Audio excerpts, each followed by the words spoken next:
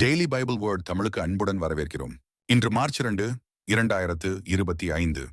உள்ளத்தின் நிறைவையே வாய் பேசும். லூக்கா எழுதிய தூய நற்செய்தியிலிருந்து வாசகம். அதிகாரம் 6, 39 முதல் 45 வரை. அக்காலத்தில் இயேசு தம் சீடர்களுக்கு உவமையாக கூறியது: பார்வையற்ற ஒருவர் பார்வையற்ற வேறொருவருக்கு வழிகாட்ட இயலுமா? இருவரும் குழியில் விழுவர் அல்லவா? சீடர் குருவை விட மேலானவர் அல்ல, ஆனால் தேர்ச்சி பெற்ற எவரும் தம் குருவைப் போல் இருப்பர். நீங்கள் உங்கள் கண்ணில் இருக்கும் மரக்கட்டையை பார்க்காமல் உங்கள் சகோதரர் அல்லது சகோதரியின் கண்ணில் இருக்கும் துரும்பை கூர்ந்து கவனிப்பதேன்? உங்கள் கண்ணில் இருக்கும் மரக்கட்டையையே நீங்கள் பார்க்காமல் இருந்து கொண்டு உங்கள் சகோதரர் அல்லது சகோதரியிடம் கண்ணில் இருக்கும் துரும்பை எடுக்கட்டுமா என்று எப்படி கேட்க முடியும்? வெளிவேடக்காரரே, முதலில் உங்கள் கண்ணில் இருக்கும் மரக்கட்டையை எடுத்து எறியுங்கள். அதன் பின் உங்கள் சகோதரர் அல்லது சகோதரியின் கண்ணில் இருக்கும் துரும்பை எடுக்க உங்களுக்கு தெளிவாய் கண் தெரியும்.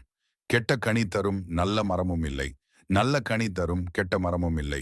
ஒவ்வொரு மரமும் அதனதன் கனியாலே அறியப்படும். ஏனென்றால் முட்செடிகளில் அத்திப்பழங்களை பறிப்பாரும் இல்லை, முட்புதர்களில் திராட்சை குலைகளை அறுத்துச் சேர்ப்பாரும் இல்லை. நல்லவர் தம் உள்ளமாகிய நல்ல கருவூலத்திலிருந்து நல்லவற்றை எடுத்துக் கொடுப்பர். தீயவரோ தீயதினின்று தீயவற்றை எடுத்துக் கொடுப்பர். உள்ளத்தின் நிறைவையே வாய் பேசும். ஆண்டவரின் அருள்வாக்கு. இறைவா, உமக்கு நன்றி. தினசரி நற்செய்தி வார்த்தைகளுக்கு daily Bible words Tamil channel subscribe பண்ணுங்க.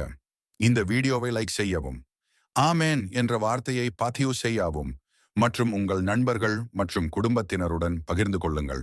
கடவுள் உங்களை ஆசீர்வதிப்பாராக. ஆமேன்.